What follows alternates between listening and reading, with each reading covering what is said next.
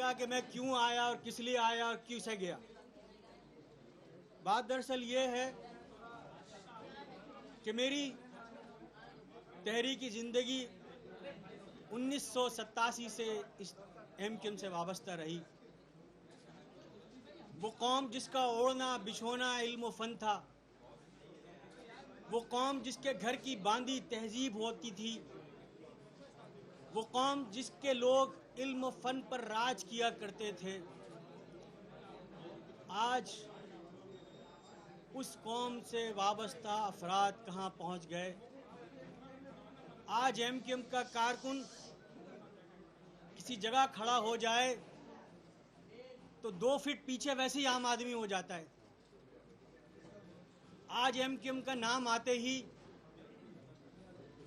इस मुल्क के लोगों का क्या ख्याल होता है, ये सब आप लोग अच्छी तरह जानते हैं। लेकिन जब हम मुख्तलिफ अदवार से गुजरते हुए, मुख्तलिफ जिम्मेदारियों से गुजरते हुए राब्ता कमेटी में पहुँचे, राब्ता कमेटी के मेंबर बने, एमक्यूएम की मज़ाकराती कमेटी के मेंबर बने, एमक्यूएम की कोर कमेटी के मेंबर बन गए, तो फिर बहुत सारे राज अफशा होना शुरू हो गए। तब सच क्या है और झूठ क्या है आहिस्ता आहिस्ता पता चलना लग गया। तब ये पता चला कि शायद खराबी दूर नहीं, हमारे अंदर है। खराबी कहीं बाहर नहीं, हमारी अपनी सफ़ों में है।